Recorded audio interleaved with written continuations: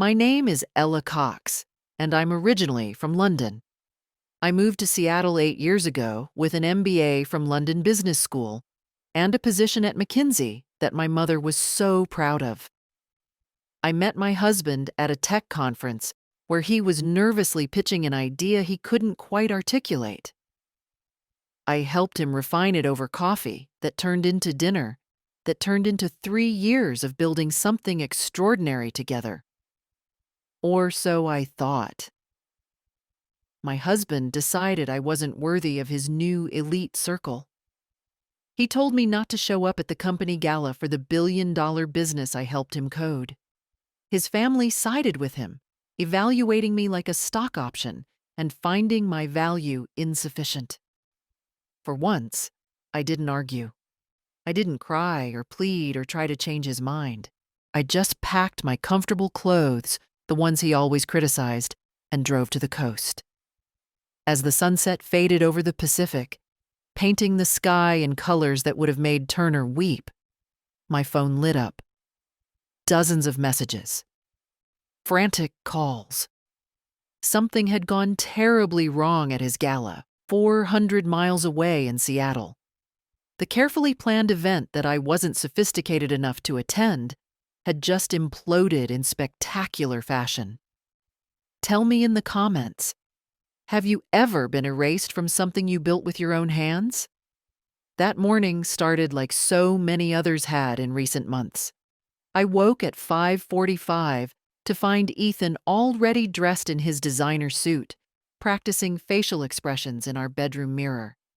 He was preparing for tonight's investor gala, the crown jewel event for Nexus Technologies, the company we'd built from nothing in our garage 3 years ago.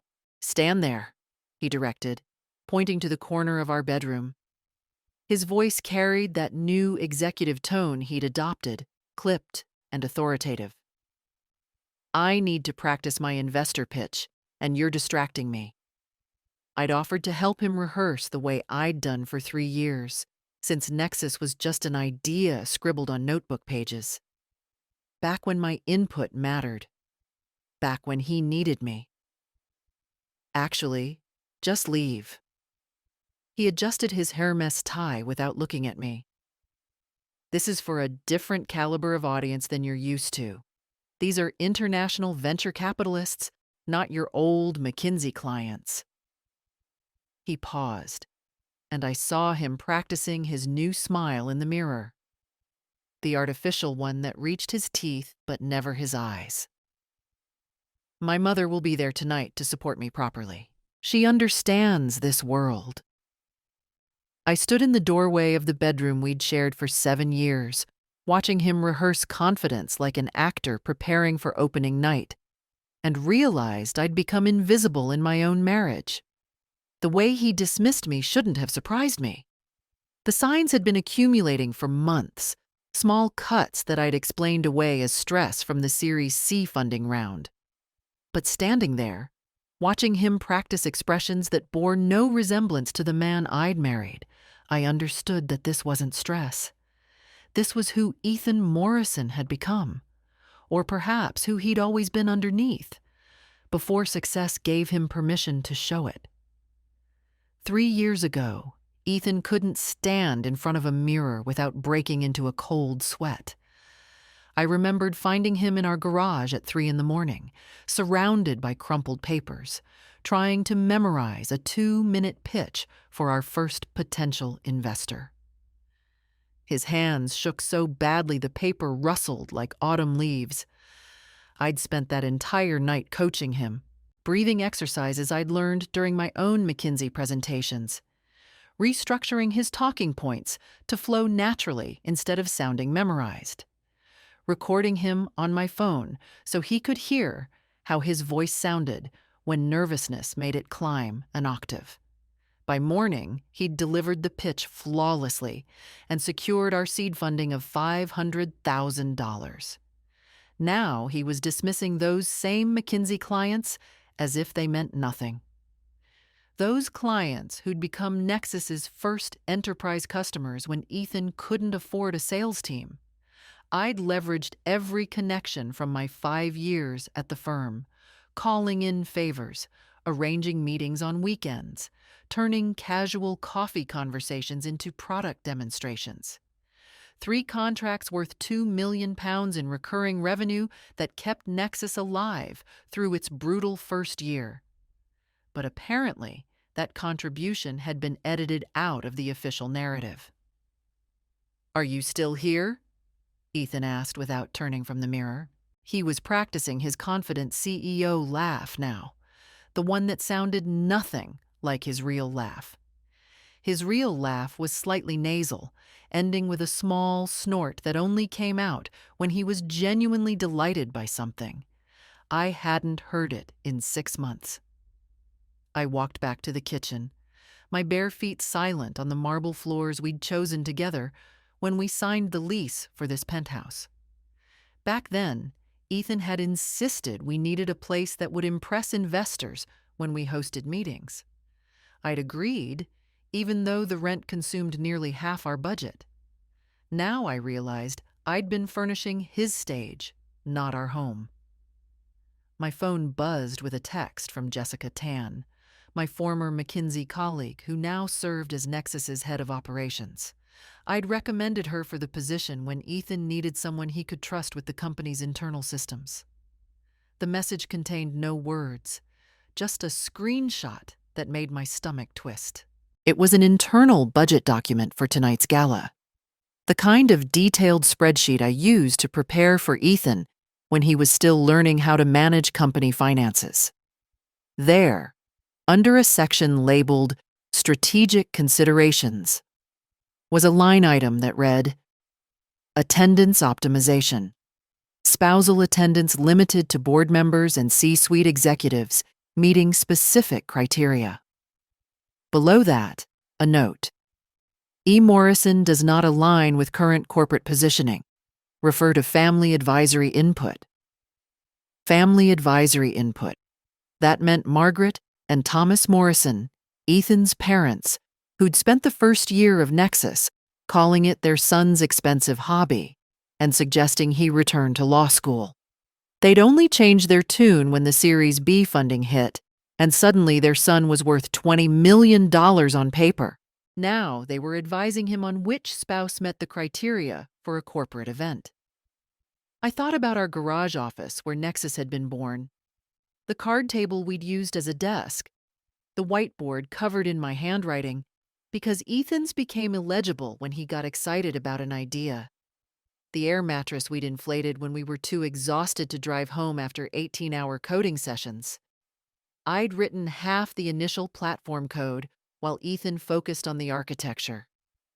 My contributions were baked into every line of the product that had made him wealthy.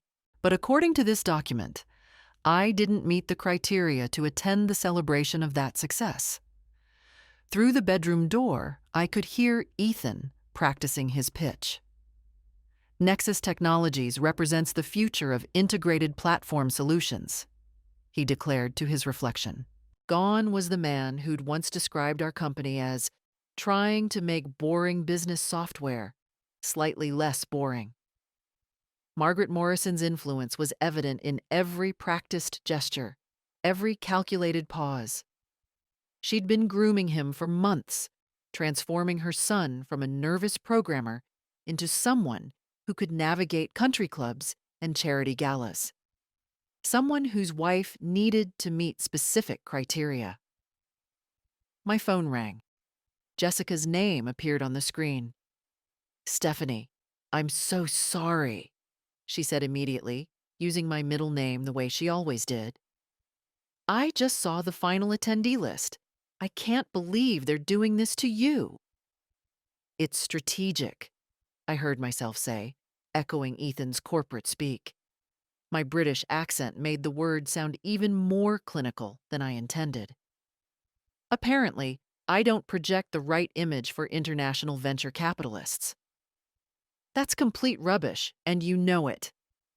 Jessica's voice was tight with anger. You built half that company. Your connections brought in the initial revenue. Hell, you taught Ethan how to read a balance sheet. I looked at the budget document still glowing on my phone screen. My name reduced to an initial, my presence deemed misaligned with corporate positioning. 7 years of marriage, 3 years of building a company from nothing, and I'd been evaluated by committee and found lacking. "Jessica," I said quietly, "does everyone at the company know I'm not invited tonight?" The pause told me everything. The executive team knows. Ethan announced it at yesterday's leadership meeting, said it was a strategic decision made in consultation with the board and family advisors. Family advisors. There it was again. I'd been evaluated by Margaret and Thomas Morrison and deemed insufficiently sophisticated for their son's new world. But they had no idea what I'd been documenting since day one. Every email, every contribution, every piece of code. I'd kept records the way my McKinsey training had taught me, never imagining I'd need them to prove my own worth to the man I'd married. I just didn't know yet that I wouldn't need to use them at all. Sometimes the most elegant revenge is simply letting someone's own decisions destroy them. It started when I was 29 years old, attending a tech conference in San Francisco that McKinsey had sent me to scout emerging companies. Ethan was 31, standing at a startup showcase booth with a nervous energy that made him seem younger. He was trying to explain his idea to a bored venture capitalist who kept checking his phone. I watched him fumble through his pitch, brilliant concepts trapped behind anxiety and poor articulation. After the investor walked away, I approached him. "You have something interesting," I said, "but you're burying the lead. Start with the problem you solve, not the technical architecture." He looked at me with such genuine gratitude that something in my chest loosened. We spent the next 4 hours at a hotel bar, me helping him refine his pitch on cocktail napkins. By midnight, he had a presentation that actually made sense. By 3 in the morning, we were talking about everything except business. By the end of the conference, I knew I was in trouble. The good kind of trouble, I thought then. We got married 6 months later, a small ceremony that disappointed both our families for different reasons. My mother thought I was rushing into something with a man who had no stable income. His parents thought he was marrying beneath his station, though they were polite enough not to say it directly. Margaret Morrison had looked at me over champagne at the engagement party and said, "How lovely that you're so supportive of Ethan's ambitions." The emphasis on supportive made it clear what role she expected me to play. I should have paid attention to that. The first year of Nexus was beautiful in its desperation. We worked from our garage, living on my McKinsey salary, while Ethan coded 18-hour days. I'd come home from client meetings and find him exactly where I'd left him, surrounded by empty coffee cups and half-eaten meals I'd prepared the night before. Every evening, I'd switch from consultant to co-founder. I wrote the initial business plan, created financial models, built the pitch deck. When Ethan hit a wall with the algorithm that would become Nexus's core technology, I sat with him for 3 days straight, bringing him food and coffee and asking questions that helped him think through the problem differently.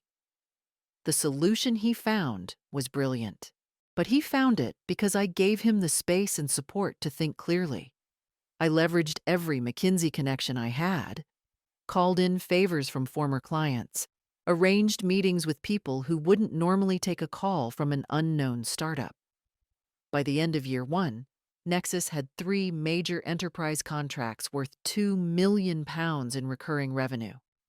Ethan told investors he'd hustled to get those deals. He never mentioned that I'd made the introductions, crafted the proposals, and coached him through every sales presentation. The systematic erasure started so gradually I didn't notice at first. A journalist writing about Nexus referred to Ethan as the founder, singular. I pointed it out, and Ethan said, It's just easier to have one clear narrative for the press. Internal company documents began listing him as founder and CEO, while I appeared as early advisor. When I questioned it, he said, "It's cleaner for investor materials. Everyone knows what you contributed." Except they didn't, because every single document was being rewritten to remove evidence of my role. The real shift came when we raised our Series B, $20 million from a prestigious Silicon Valley firm. Suddenly, Ethan was worth something on paper. Suddenly, his parents were interested in his brilliant vision. Suddenly, Margaret was introducing him to the right kind of people at the right kind of events. And suddenly, I wasn't the right kind of wife. It happened at a dinner party at the Morrisons' estate last month. Margaret had invited Victoria Ashworth, whose husband ran a private equity firm worth billions. I walked into their drawing room. Yes, they actually called it a drawing room, to hear Margaret saying, "And this is Ethan's wife, Ella. She used to help with marketing back when the company was still small." Used to was small, every word chosen to diminish my ongoing contribution. Victoria had smiled with that particular expression reserved for people deemed beneath consideration. "How lovely! And what do you do now?" Before I could answer, Margaret steered me toward a cluster of women discussing the upcoming hospital charity luncheon. "Ella would love to hear about the fundraising committee," she announced, as if my McKinsey background and MBA from London Business School had evaporated the moment her son's valuation crossed 9 figures. Meanwhile, Ethan and his father retired to Thomas's study to discuss expansion strategies with Victoria's husband. I stood there, trapped in a conversation about table centerpieces, while the men planned the future of the company I'd helped build. When we got home that night, I confronted Ethan about it. "Your mother basically announced that I'm not involved in Nexus anymore." He was already loosening his tie, his mind clearly elsewhere. "She's just trying to help position us correctly for the next funding round." Position us? She positioned me out of the conversation entirely. "Stephanie." He only used my middle name when he was frustrated with me. "These people are different. They have expectations about how things should look. My family understands this world. They've been part of it for generations." "I went to London Business School, Ethan. I worked at McKinsey for 5 years. What world am I not understanding?" "It's not about credentials." He sat on the edge of our bed, suddenly looking tired. "It's about cultural fit. Whether you summer in the right places, whether you make the right references in conversation. My mother says your presence might send the wrong signal to potential investors worth hundreds of millions." The wrong signal. As if I were a red flag, instead of the person who'd helped make those investments possible. "What signal do I send?" I asked, my voice dangerously quiet. He looked at me then, really looked at me, and I saw something in his eyes that made my blood run cold. Embarrassment. He was embarrassed by me. "You're brilliant at strategy," he said carefully. "No one disputes that, but this level of investment requires a certain presentation. You don't speak their language." "I speak 3 languages fluently," I shot back, "including the coding languages that built the platform they're investing in." "That's not what I mean, and you know it." He stood up, moving to his closet to hang up his jacket. The conversation was over as far as he was concerned, but for me, it was just beginning. Because that night, I started keeping detailed records of everything. Every email where I provided strategic direction. Every meeting where I solved critical problems. Every contribution that was being quietly erased from the narrative. I didn't know why I was doing it. Some instinct for self-preservation, perhaps, Or maybe I already knew, somewhere deep down, that I'd need evidence of my own existence. The exclusion from tonight's gala was just the final confirmation of what had been building for months. I didn't align with current corporate positioning. I'd been evaluated by the Morrison family and found insufficient. Every single time I'd contributed something meaningful, it had been quietly attributed to someone else. Every time I'd solved a critical problem, Ethan took credit in his investor updates. Every bit of my work was being systematically disappeared. But I had a secret. I had documentation of everything. 3 years of emails, code commits, strategic plans, all stored in my personal cloud account. Proof that I'd been there from the beginning, building something extraordinary alongside the man who now found me too unsophisticated to attend his party. I just didn't realize yet that I wouldn't need to show that proof to anyone. Sometimes justice doesn't require your testimony.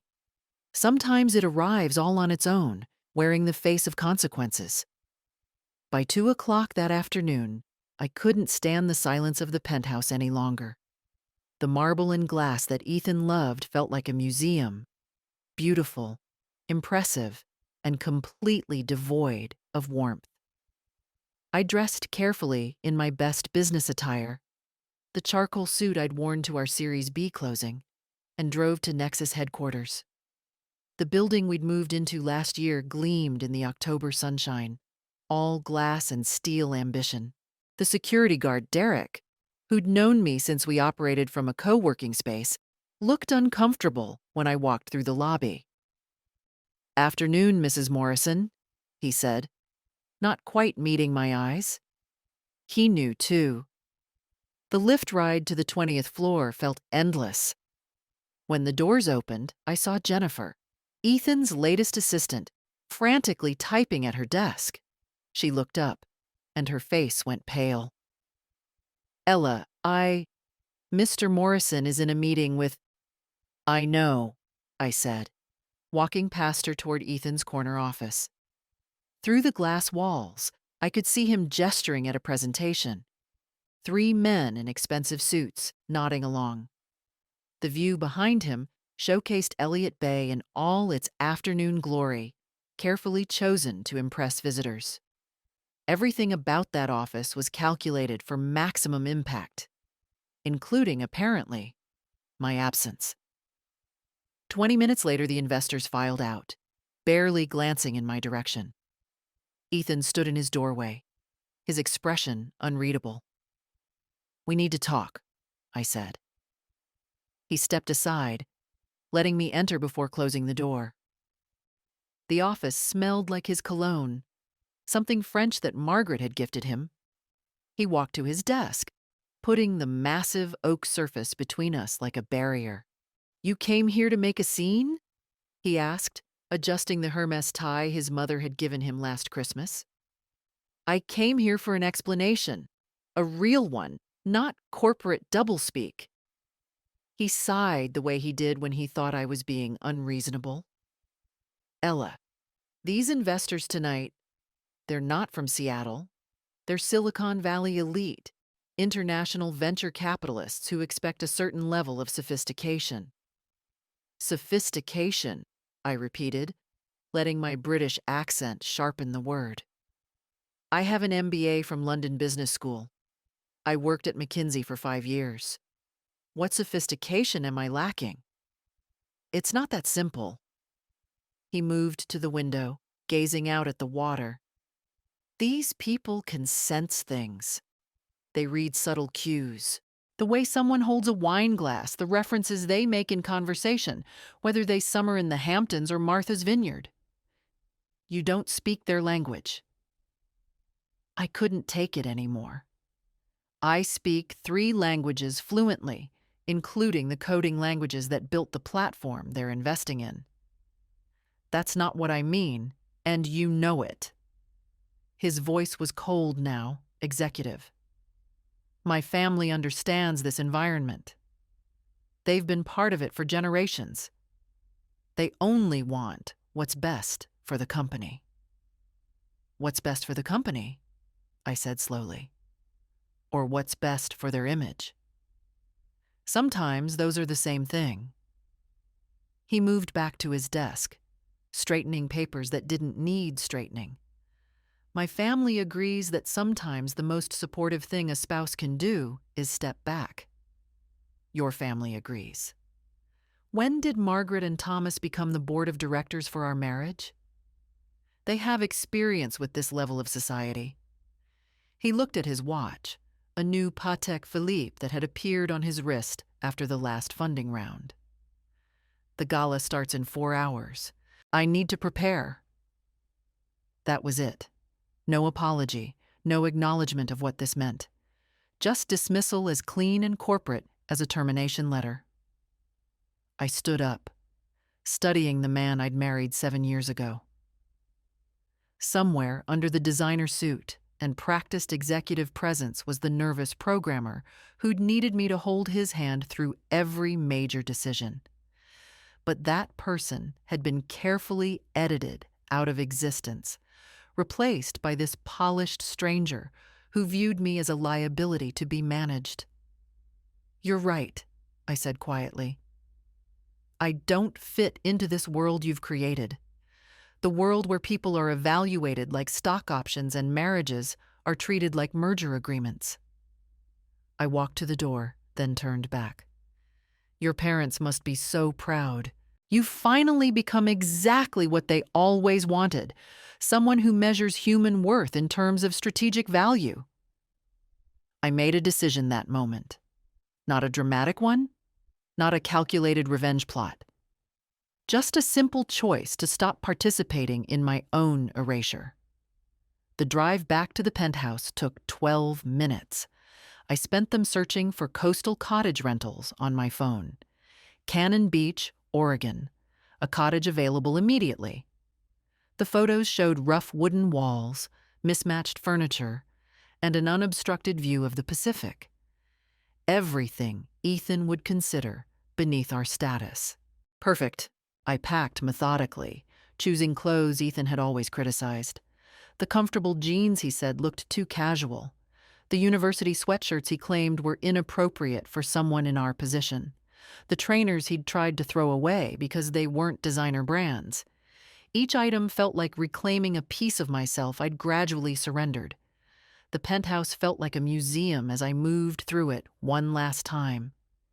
Every carefully chosen piece of furniture, every precisely placed artwork, all selected to project success and sophistication. None of it felt like home.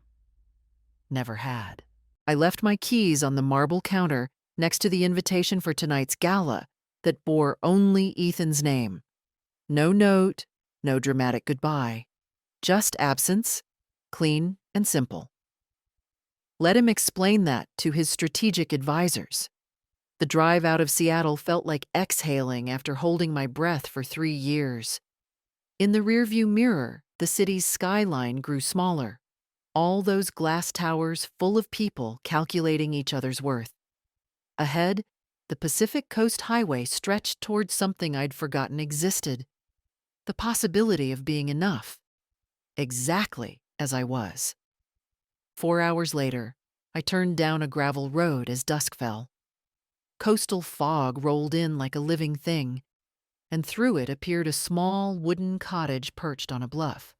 My car's GPS struggled to maintain signal, but I didn't need it anymore. I could hear the ocean. Elena Rivera stood on the porch wearing paint-splattered overalls and holding a lantern that cast warm light into the growing darkness. Her gray hair was twisted into a messy bun held by what appeared to be a paintbrush, and her smile held no judgment, only welcome. "You must be Ella," she said, her voice carrying a slight Spanish accent. "You look exactly like someone who needs to disappear for a while." The accuracy of her observation should have been unsettling, but instead it felt like permission. She handed me the keys, surprisingly heavy and old-fashioned, then gestured to a bottle of red wine sitting on the porch railing. "Local vineyard," she explained. For whatever you're escaping or celebrating, sometimes they're the same thing. The cottage was nothing like our Seattle penthouse. The floors creaked, the windows were single-paned and rattled in the wind, and the furniture looked collected from various estate sales over decades. But when I set down my suitcase and looked through the salt-hazed windows at the endless ocean, I felt more at home than I had in years. That first night, I sat on the worn couch with Elena's wine and listened to the ocean's constant conversation with the shore. No city sounds, no email notifications, no Ethan practicing speeches in the next room, just the rhythmic crash of waves and the occasional cry of a night bird. I turned my phone to aeroplane mode and shoved it into my suitcase underneath the comfortable clothes Ethan had always criticized. The next morning arrived with aggressive sunshine and the sound of seagulls. I made coffee in the ancient percolator and carried my mug out to the deck. The Pacific spread before me, endless and indifferent, not caring about quarterly reports or strategic positioning or whether someone's wife met specific criteria. 400 miles away in Seattle, Ethan was probably in his final preparations for tonight's gala, adjusting his tie one last time, practicing his confident laugh. Margaret would be getting dressed in something expensive and appropriate. The ballroom would be transforming with the precise lighting we'd selected together, the floral arrangements I'd researched, every detail bearing my invisible fingerprint, while my actual presence had been deemed inappropriate. I spent that day walking the beach until my legs ached. The October air was sharp and clean. I found myself stopping to examine things I hadn't noticed in years. The perfect spiral of a shell, the way kelp looked like calligraphy when it dried on sand. By the second day, I'd established a routine that would have horrified Ethan. Wake whenever my body decided. Coffee on the deck while watching the fog burn off. Long walks with no destination. Reading actual books, the ones I'd bought years ago but never opened. On the third morning, Elena appeared on my deck, carrying her own coffee mug and a sketch pad. "Mind if I join you?" she asked, though she was already settling into the other chair. We sat in comfortable silence for a while, her sketching the view while I pretended to read. "You have the look," she finally said, not glancing up from her drawing, "of someone recalculating their entire life." "That obvious?" "I've been running this cottage for 15 years. I've seen every kind of person who needs to disappear. You're in the suddenly realized I've been living someone else's life category." I laughed, surprising myself with how bitter it sounded. My husband decided I wasn't sophisticated enough for his new social circle. Specifically, I don't meet the criteria for attending his company's investor gala, the one for the company I helped build. Elena's pencil paused. She looked at me then, really looked, her eyes sharp despite the laugh lines surrounding them. "Let me guess. He got successful, and suddenly you weren't the right kind of accessory anymore. His parents agree I might send the wrong signal to international investors." Elena snorted, returning to her sketch. "You know what I love about the ocean? It doesn't care about your net worth.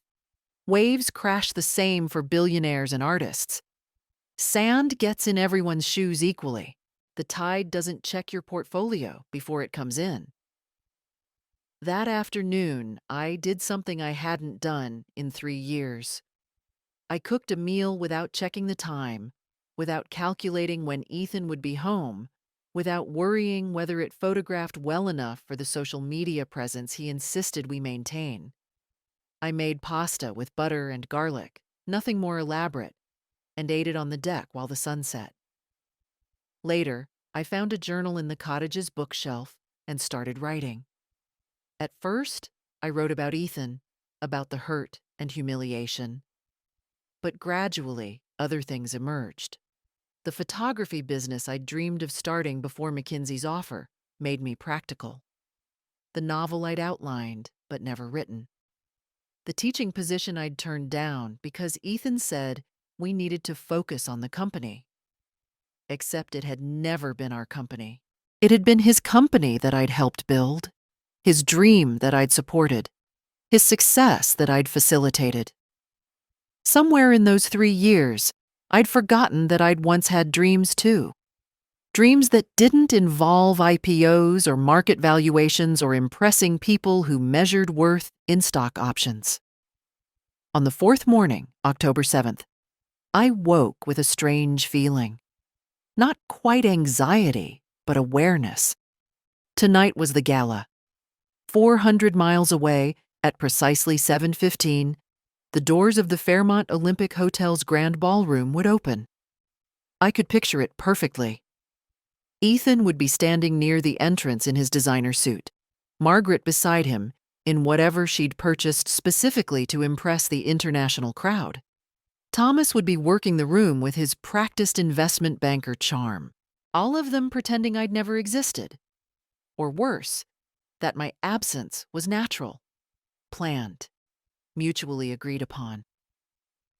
I sat on the deck with my coffee as afternoon faded into evening. The October sunset painted the sky in layers of gold, bleeding into purple. At 7:43, I did something I immediately regretted. I turned on my phone. The screen erupted immediately. The notification sound became one continuous buzz as messages flooded in faster than the device could process them. 26 missed calls, 42 texts, 17 emails marked urgent. The phone actually grew warm in my hand from the sudden activity. Jessica's name dominated the missed calls. Her texts started professionally and descended into chaos. Ella, please call when you get this. Something's happened with the German investors. Ethan needs you to call immediately. Call me now. Everything is imploding. Where are you? This is insane. The investors are walking out. Then something that made me sit up straight. A text from Margaret Morrison. In 7 years of marriage, my mother-in-law had never contacted me directly. She communicated through Ethan, or when absolutely necessary, through formal written invitations. But there it was. Urgent family emergency. You must call immediately. My hand shook as I dialed Jessica's number. She answered before the first ring finished. Thank God, she gasped, and I could hear chaos in the background. Raised voices, what sounded like chairs scraping, someone shouting about damage control. Jessica, what happened? The Germans happened. The due diligence documents. Oh God, Ella. I tried to warn Ethan, but he wouldn't listen. Slow down. What about the documents? I heard her take a shaky breath. You know that junior analyst Ethan hired last month? Kevin something. He was assigned to compile the due diligence package for the German investors. Ethan told him to be thorough, to include everything that showed Nexus's operational excellence. My stomach tightened. And? He included everything, Ella. Everything. All the internal communications about tonight's gala. The budget documents. The email chains, including the strategic considerations document that listed you as excluded for not meeting criteria, including Ethan's email to the board where he wrote. She paused, and I could hear papers rustling. Where he wrote, my wife's presence might send the wrong signal about our corporate sophistication. After consultation with my family advisors, we've determined her attendance would not align with our positioning for international investment. The wine glass slipped from my hand, shattering on the deck. Red liquid spread across the weathered wood like blood. The Germans saw it, Jessica continued, her voice breaking. Ingrid Hoffman herself, you know, the managing partner of Rhine Technic Ventures, the one controlling $2 billion in assets. She was reviewing the documents during the cocktail hour. Ethan was in the middle of his presentation about Nexus's values and corporate culture when she stood up. She stood up during his presentation? In front of everyone. 200 people, all the major investors, the entire board. She held up her tablet with the document displayed and said, "Ella, I'm not exaggerating," she said. "Mr. Morrison, could you explain why your wife, who according to your own company history helped build this platform, has been excluded from tonight's event for failing to meet sophistication criteria?" I couldn't breathe, couldn't process what Jessica was telling me. The room went dead silent. Ethan tried to explain, said it was taken out of context, that it was a mutual decision. And then Ingrid said, God, everyone heard it. "We don't invest in companies whose leadership treats people as strategic liabilities. If this is how you value the person who helped build your company, how will you treat other stakeholders when it becomes convenient?" Jessica's voice dropped to almost a whisper. "She said that into the microphone, Ella." Her words echoed through the ballroom. Then she closed her portfolio, stood up, and walked out. Her entire team followed. 6 other international firms left with them. I looked at my phone, finally noticing the notification badges on various apps. Twitter, LinkedIn, even a text from my college roommate asking if I'd seen the news. Ethan must be. "He's destroyed," Jessica said simply. He tried to continue the presentation after the Germans left, but his voice was shaking. Margaret tried to do damage control, going table to table, but people were already pulling up the documents on their phones. Someone leaked the whole package to TechCrunch. The headline is, "Nexus CEO excludes wife from Gala for lacking corporate sophistication." Through the phone, I heard a door slam, and Ethan's voice, high and strained, shouting something about containment strategies. Then Margaret's voice, shrill and demanding, insisting someone fix this immediately. "I should go," Jessica said. "But Ella, that German woman, Ingrid," before she left, she walked past Ethan and said, loud enough for others to hear, "Success that requires diminishing those who helped you achieve it isn't success. It's just ego with a business plan." Jessica hung up, leaving me alone on the deck with the shattered wine glass at my feet and the sound of waves that suddenly seemed too loud. My phone screen continued lighting up with notifications, each one a small explosion in the darkness. I watched the numbers climb.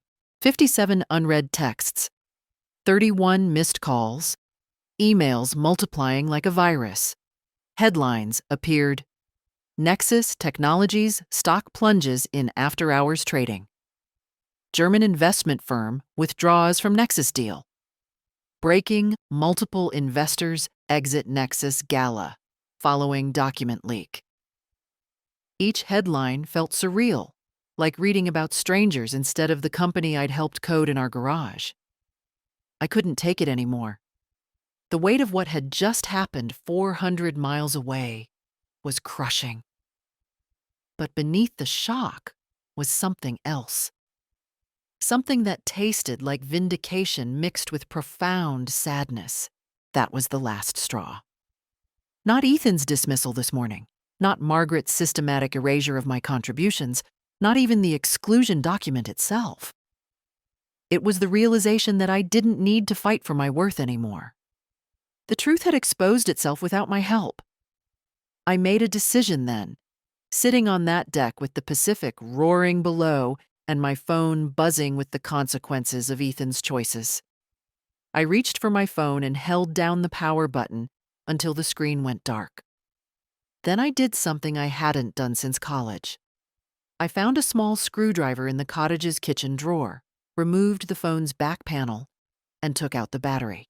The device became just a rectangle of glass and metal, harmless, silent. I poured another glass of wine, my hands steadier than they'd been all evening. 400 miles away, Ethan's carefully constructed world was collapsing. His investors were walking out. His reputation was crumbling. His mother's strategic positioning had backfired spectacularly. And I sat here, listening to the ocean, choosing silence over engagement. Because sometimes the most powerful response to people who fundamentally misunderstood your value is simply not participating in their panic. Around midnight, I heard footsteps on the gravel path. Elena appeared carrying a thermos and wearing a thick cardigan over her paint-stained clothes. She took one look at my face, at the dismembered phone on the table, at the wine bottle significantly emptier than it had been at sunset, and settled into the other chair without asking permission. "Bad news or good news?" she asked, pouring something hot and fragrant from her thermos into the mug she'd brought for me. Tea, I realized. Something herbal that smelled like comfort. "I'm not sure yet," I said honestly. Then, because the darkness in her presence made honesty easier, I added, "My husband's company just collapsed at a gala I wasn't invited to. Investors walked out. His career is probably over, and I'm sitting here feeling something that's not quite happiness, but isn't sadness either." "Relief," Elena said simply. "You're feeling relief." I looked at her, this woman I'd known for less than a week, and felt tears start. Not the crying I'd done in Seattle when I discovered the exclusion document, which had been hot and angry. These were different, cooler, almost cleansing. "I should feel terrible," I said. "I should want to help him, or at least feel sorry for him. But I just keep thinking about how quiet it is here, how the ocean doesn't care about any of it." Elena was quiet for a moment, sipping her own tea. "I left a law firm 15 years ago. Manhattan. White shoe firm where I'd spent a decade working 100-hour weeks. I'd just won them their biggest case. Pharmaceutical company, 9 figures at stake. The managing partner called me into his office the day after the verdict." She paused, and I could see the memory playing across her face in the porch light. "I thought it was about partnership. I'd been promised the track. Instead, he told me I wasn't partnership material, said I was brilliant in the courtroom, but lacked the polish and presentation their clients expected. Too intense, too focused on the work instead of the performance. He suggested I might be happier at a smaller firm where expectations were different." "After you won the millions," I said. "After I won the millions," she confirmed. "So I walked out that day, packed my apartment that week, and drove across the country until I found this place. Bought the cottage with my savings, started painting, and never went back. Best decision I ever made." "Did they call you? Try to get you back?" Elena smiled, and it was the kind of smile that held years of earned wisdom. "They called for months. The case I'd won started having complications. The client wasn't happy with the replacement attorney. They offered me senior partner, my name on the door, a corner office. I never answered. Eventually, they stopped calling. Last I heard, the client left the firm entirely." She leaned forward, her eyes catching mine in the dim light. "You know what I learned? Silence is the most powerful response to people who fundamentally misunderstood your value. They expect anger or hurt or negotiation. They're prepared for all of that. But silence forces them to sit with their decisions without your participation." My phone sat dead on the table between us, and I thought about Ethan in his empty ballroom, Margaret making her damage control calls, Thomas threatening legal action, all of them expecting me to respond, to engage, to help them manage what they'd created. Before I turned off my phone, I said, Jessica told me what happened. The German investor who walked out, Ingrid Hoffmann, she released a statement. She said, "Success that requires diminishing people isn't success. It's just ego with a business plan." "Smart woman," Elena said. "It's already being shared everywhere. The whole disaster is public now. Ethan's probably being eviscerated on social media." "And how does that make you feel?" I considered the question honestly, sitting with the complexity of my emotions. Satisfied isn't quite right. Vindicated feels too active. It's more like watching natural consequences play out without my interference. Like I finally stopped trying to manage outcomes that were never mine to manage. Elena raised her mug in a small toast. To natural consequences and the freedom of not interfering. We sat together until nearly 2 a.m, talking about everything except Ethan and Nexus. She told me about her art installations, about learning to trust her creative instincts after years of legal argumentation. I told her about the photography dreams I'd abandoned, about the novel I'd outlined but never written, about all the versions of myself I'd set aside to build someone else's empire. When I finally went inside, I left the dismembered phone on the deck table. In the morning, I'd extend my cottage rental. I'd spend days walking beaches, helping Elena prepare for her upcoming gallery show, eating meals that required no documentation or strategic purpose. I'd discover what it felt like to exist without an audience, without trying to prove my worth to people who'd already decided I lacked it. You should have seen their faces when everything collapsed, but I wasn't there to see it.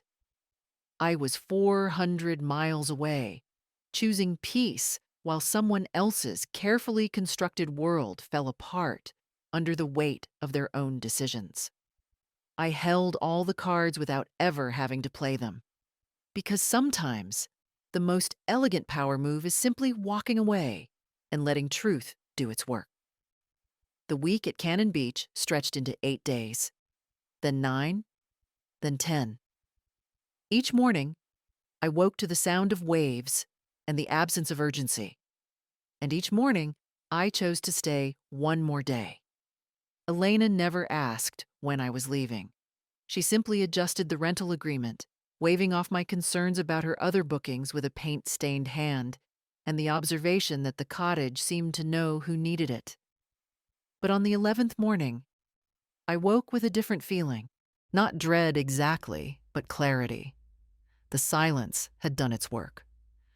I'd discovered what I needed to know about myself, about what I wanted, about who I was without Ethan's ambitions defining my days. Now I needed to see what remained of the life I'd left behind. The truth came out in spectacular fashion. I didn't orchestrate it, didn't plan it, didn't even witness it.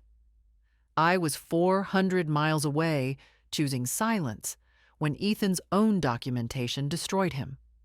The drive back to Seattle felt longer than the escape had been. Everything rendered in shades of gray that matched my uncertainty.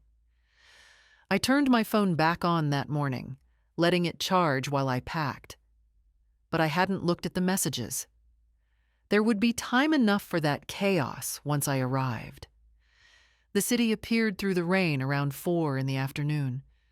Our building's parking garage told the first story. I pulled into my designated spot and noticed Ethan's Tesla was gone. In its place sat nothing. Just empty concrete. The penthouse felt abandoned. Not empty. All the furniture remained, but hollow in a way that had nothing to do with physical occupancy. The air tasted stale, as if no one had opened a window in days. On the kitchen counter, I found divorce papers. The language was formal and cold. Irreconcilable differences appeared multiple times. There was no note, no explanation beyond the legal terminology. Ethan had communicated his final decision through his attorney, maintaining his professional distance even in the dissolution of our marriage.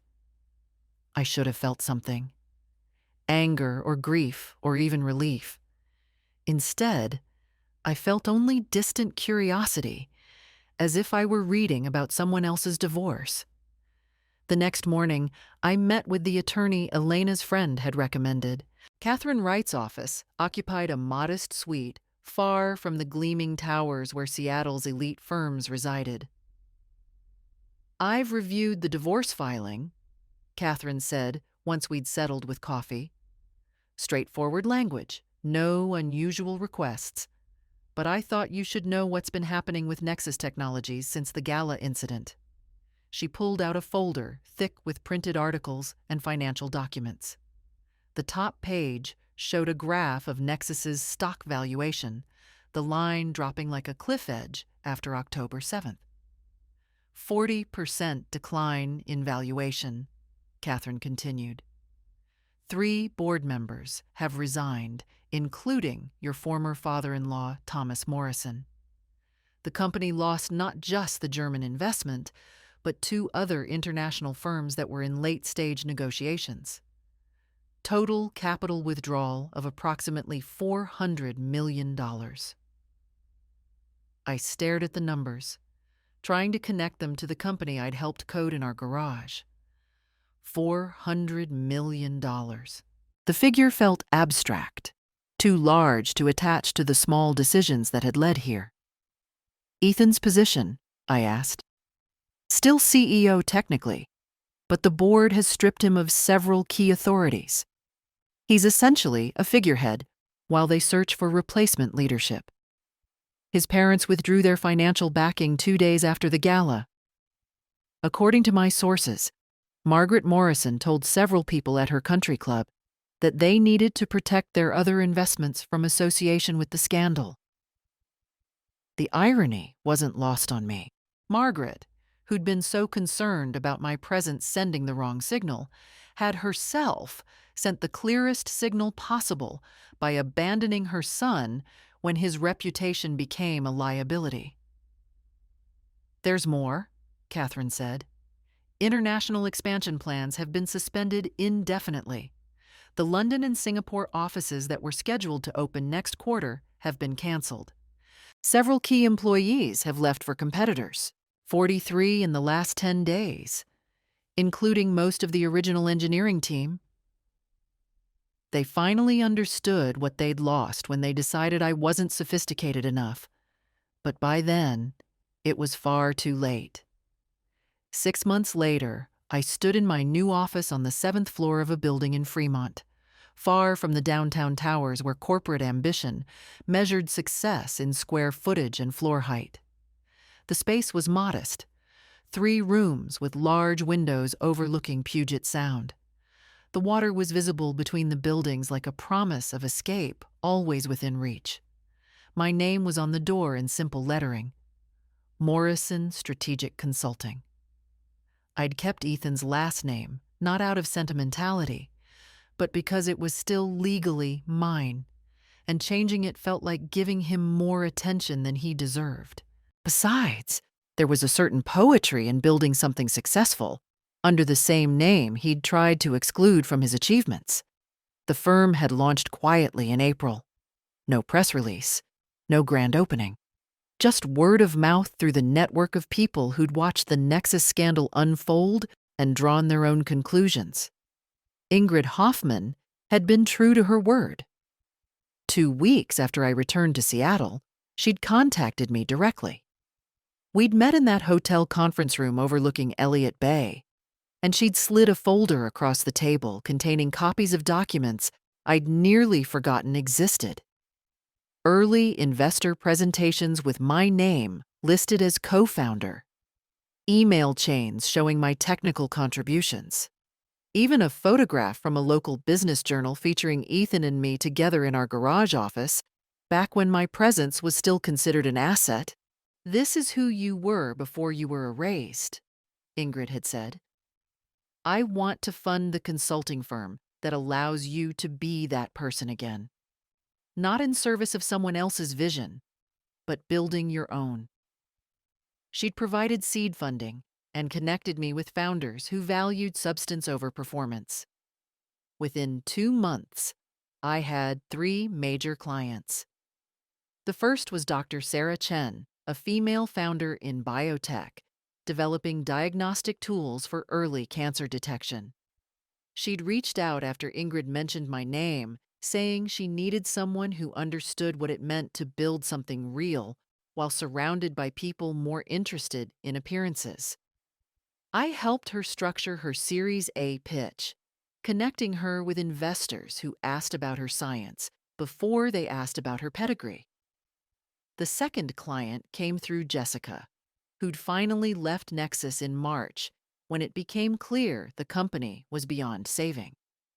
She'd joined a mid-stage fintech startup and recommended me to their CEO, who needed help navigating expansion without losing the culture that had made them successful. The third was a nonprofit focused on bringing technology education to underserved communities, work that paid modestly but mattered in ways that Nexus never had. The executive director told me she'd specifically sought me out because she wanted someone who understood that impact wasn't always measured in valuations and exit strategies. My office was furnished simply. A solid desk I'd found at an estate sale, comfortable chairs for clients, bookshelves holding texts on strategy and leadership alongside novels and poetry collections. On one wall hung several of Elena's paintings, vibrant abstracts that reminded me of Cannon Beach and the week that had changed everything. But the most important piece sat on my desk in a simple frame, a photograph I'd taken that night in October. The sunset over the Pacific, painted in layers of gold and purple. I'd captured it minutes before turning on my phone and discovering Ethan's world had imploded. The image held no people, no corporate logos, no markers of success or failure, just the ocean and sky in conversation with each other, indifferent to human drama. I looked at that photo every morning when I arrived and every evening before I left. A reminder that the most elegant form of moving forward wasn't dramatic or calculated. It was simply building something true while others discovered the consequences of their own choices. News of Ethan reached me occasionally through professional channels. He remained CEO of Nexus Technologies, though the company he led bore little resemblance to what we'd built together. The valuation had stabilized at roughly 40% of its peak. The once vibrant office culture had calcified into something cautious and diminished. In May, Jessica had forwarded me a Seattle Times announcement with a single word of commentary. Wow. Ethan was engaged to Vanessa Hartley, daughter of a prominent Seattle family whose wealth predated tech booms and whose social connections ran through every elite institution in the city. Margaret had been quoted in the announcement describing Vanessa as, "from a good family who truly understands our world." The subtext so obvious it barely qualified as subtext. I'd studied the engagement photo. Ethan stood in his designer suit, Vanessa beside him in something tasteful and expensive. Both of them smiling careful smiles of people who understood they were performing for an audience. He'd got everything he'd apparently wanted: the right kind of wife, the CEO title, his mother's approval. But the image held a hollowness that even professional photography couldn't disguise. According to Jessica's sources, the Morrison family's social position had shifted in ways that caused Margaret particular distress. She and Thomas had quietly withdrawn from several country club committees. Their famous holiday party had shrunk from 200 guests to a modest dinner for close friends and family. Thomas had been overheard at a restaurant in June, his voice carrying farther than he'd intended after several drinks. We never should have encouraged Ethan's ambitions beyond his capabilities. When success was assured, they'd claimed credit. When it faltered, they'd blamed him for reaching beyond his station. The family that had deemed me insufficiently sophisticated had themselves become cautious about public appearances, their social currency devalued by association with a scandal they'd helped create. I found my real family in the people who'd watched what happened and chosen to believe in me. Elena, who'd given me sanctuary when I needed to disappear. Jessica, who'd left Nexus to maintain her integrity. Ingrid, who'd valued substance over performance. Dr. Chen and the other clients who understood that people who build the ladder deserve to climb it too. They were my real family now. Not the biological lottery of the Morrisons, but the chosen family of people who saw my worth without requiring proof. On a warm afternoon in early autumn, Elena visited Seattle, taking the train up from Oregon to see what I'd created. She walked through the office slowly, examining everything with an artist's eye for detail, then stood at the window looking at the water. "You did it," she said simply. "You built something that's actually yours."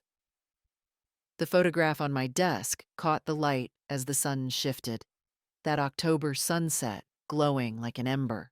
I'd learned something important during that week at the coast, something that had taken months to fully understand. The best revenge is living well, not plotting, not scheming, not orchestrating anyone's downfall.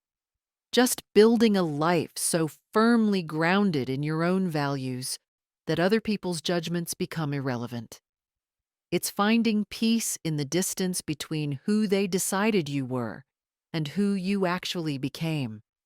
It's discovering that the ocean's indifference to human hierarchies is a kind of wisdom worth internalizing. Ethan had his title and his appropriate fiancée and his mother's qualified approval. He wore his designer suits to an office that grew emptier by the quarter, leading a diminished version of what we'd built together, having gained the appearance of success while losing everything that had made it meaningful. And I sat in my modest office, helping founders remember that people who build deserve recognition. Working with clients who valued substance over sophistication. Building something that felt true in ways Nexus never had. The ocean didn't care about elite circles or strategic positioning or whether someone's spouse met specific criteria. It just kept its ancient rhythm, crashing and retreating, indifferent to human ambition. I'd learned to carry that indifference inside me, not as coldness, but as freedom. The freedom to build without performing, to succeed without diminishing others, to find peace in simply being enough, exactly as I was. If this story of quiet triumph resonated with you, hit that like button right now. My favorite part was when I chose silence over engagement, removing my phone battery while Ethan's world collapsed 400 miles away. What was your favorite moment? Drop it in the comments below. Don't miss more compelling stories of resilience and reinvention. Subscribe and hit that notification bell so you never miss an upload.